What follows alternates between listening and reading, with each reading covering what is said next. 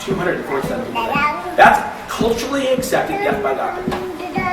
Nobody got excited about the fact that 247 people died today or died this morning. Nobody cares. It's okay.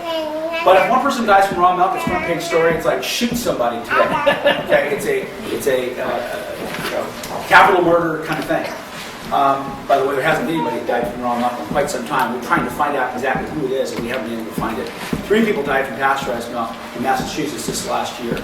And there's a lot of reasons why that's going on. But anyway, this is the American food system, which is accepted, but yet it causes tremendous death and anxiety amongst us all. Anybody have a guess on what the standard of life expand, what's it called? Our lifespan in the United States is 77 years. That's our expected lifespan. However, our quality of lifespan is, when we say quality lifespan, we're saying 46 years. It's pretty spooky, I'm 46 years old. But quality of lifespan means at what point at which the general average quality of life starts to deteriorate rapidly. That's at 46 years old, which means you've got about 31 years where you're actually being cared for by somebody else or somehow dependent upon our system here to support you biologically because you've got problems. That's not good at all. That's really bad news. And we need to make our quality lifespan and our expected lifespan marry up closer together so we are not dependent upon one another to be cared for.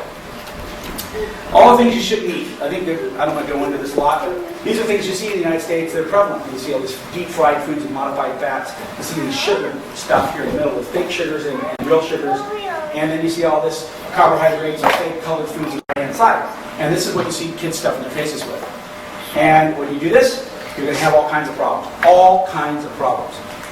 Rewards of optimal health include all kinds of great stuff. Lean body mass, self-esteem, you're not sick, high energy level, very few cancer cases in people that have a good, strong immune system and strong nutrition systems. And as a result, live a long, healthy life. The living food solution, of which raw milk is part of it, it's not the whole thing, but it's part of it. It includes whole, complete, unchanged foods, probiotic, enzyme-rich foods, nutrient-dense foods, and that all results in a strong immune system. And don't just take my word for it. Experiment for it yourself. When you start eating this way, you start getting a robust health about yourself. And other people that come to you that have a problem, one of those listed in the previous sheet, they'll start experience recovery from it. And that's what really catches things on fire. It's not because you're selling snake oil to somebody. It's because they're coming back with a personal testimonial that says, what you said is right. Maurice, you've seen this 1,000 times. All the time. People come up and say, I don't have lactose intolerance anymore. Well, you never really did. You had intolerance to pasteurization. The fact that it was a partial food you were eating didn't have the enzymes, didn't have the good bacteria. Now you're eating a whole food that has enzymes and good bacteria, and your body can make its own lactase enzyme. You don't have lactose intolerance. So the lie becomes apparent. And we hear this all the time with osteoporosis and the phosphatase enzyme that's missing in processed foods that's present in raw milk. So all these things on the right-hand side that you saw listed before go away. Asthmas go away, allergies, lactose intolerance, IBS, osteoporosis. Now some of these things go away easier than other things. If you think about life as a continuum between optimal health and death, you got to, wherever you are in your, some people are born a little closer over here than over here, but wherever you walk in your life, remember it took you a while to get there. It's going to take you a while to get to where you want to be if you want to change it. So don't expect miracles overnight when you try to prevent things. It takes time to progress. So if you've got a really bad case of irritable bowel syndrome, it may take you 1.5 years or 2 years to get rid of it, naturally. But if you've got allergies and asthma, generally it resolves pretty quickly when you get on these kinds of foods. But anyway, it's interesting because at the Dairy Week calls all the time saying, oh, I'm near death with cancer and I want to fix myself. They just saw the light right before they saw the light, literally. And it's like, hey, great, we'll help you any way we can, but you can't quite lead back over here. Or whatever it might be, extreme obesity or whatever it might be. People want to have this magic bullet provided as a promise by Western medicine that simply doesn't exist. And I often joke about Western medicine. I was a paramedic for 16 years, and one of the things we saw doctors doing constantly was trying to turn off the warning light and let the engine blow up. They're constantly turning off the signs and symptoms of something versus actually trying to fix the underlying problem. And I don't think you would pay your mechanic more than once if you took your nice car and turned off the warning light and the engine still had the problem with it and it blew up and you had to buy a new engine. Because that's precisely what happens constantly with American medicine, is the fact that we don't fix the underlying problems. And as a result, the warning light may feel good for a few hours, but I'll tell you what, you still get the headache come back or whatever it might be. And we have to go to underlying problems, let the warning lights turn off by themselves. I'm not going to go into that slide.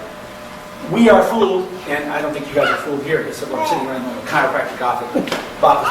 The idea that the more times you go to a doctor, the healthier you will be, is a complete fallacy.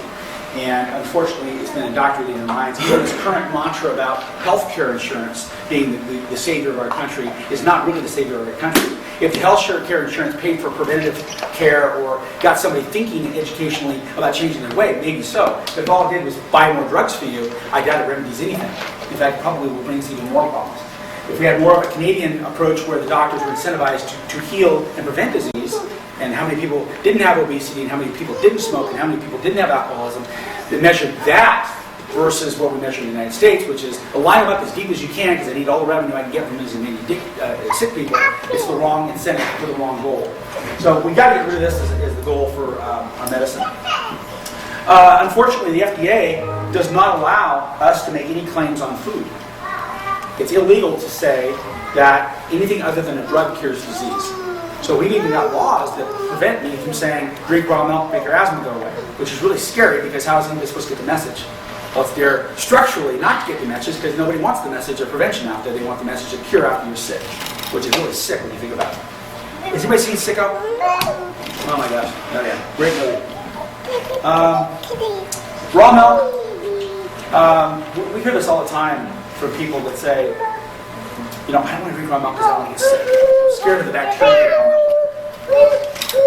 That is, in its own right, self-evident in terms of people not understanding their own physiology of what it is, in fact, that makes you well. So I'll be shocked them by saying, well, you don't know who you are then if you don't love bacteria. So we always talk about the fact that you're a bacteria sapien and explain to people what they are physiologically, and then it becomes self-evident that they don't understand the physiology, and then they kind of figure it out.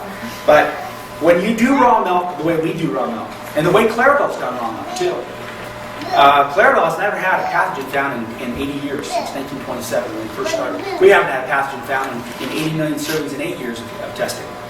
When you have cows that are managed on greengrass pastures, that's what they do, and you have a sunlit, sun-drenched environment, that environment literally is pathogen-free. The UV radiation, the composting of the root development of all the organic acids that are growing in the soil, the cows out there in that sun environment, that's a pathogen-free environment. When the cows are in it, they become pathogen-free as well. The manure we test from the cows are actually pathogen-free. That is not the same course of events that occurs at a factory farm, where it's largely shaded, it's a monoculture without anything green at all, it's all just a big pile of manure with lots of antibiotics and grain, where you find pathogens 30% of the time, in manure and in the milk. In the air. Well, you can fight in the air too. Getting passed by Harrison's Ranch kills you. Yeah, and a lot of methane being created there when you have a cow that's turned into a brewery from just having a lot of brewers, distillers, grains, or grain themselves. So you have to change the mindset that raw milk that is tested and intended and produced for human consumption is extremely safe and has been safe forever. Because it's a completely different set of principles that we use to make raw milk for human consumption versus raw milk intended for pasteurization. They're just completely different paradigms, different rules, different regulations. And so we believe that our raw milk is never guaranteed to be 100% safe, ever. You can't guarantee safety of any food. What we can do is give a very, very high level of assurance of safety, and we can also guarantee you one thing that pasteurized milk can't guarantee, and that is that your immune system will be stronger if a bad bug comes along your way. And therefore, you'll be able to resist it and probably not become sick from it, or maybe not even know that it even came your way at all, whether it be from raw milk or someplace else. So this idea of a guarantee of something is no longer something that we talk about when we talk about living foods, because guess what? There are no guarantees. 3 people died from pasteurized milk last year in Massachusetts, but yet people are looking for a guarantee. There are no guarantees.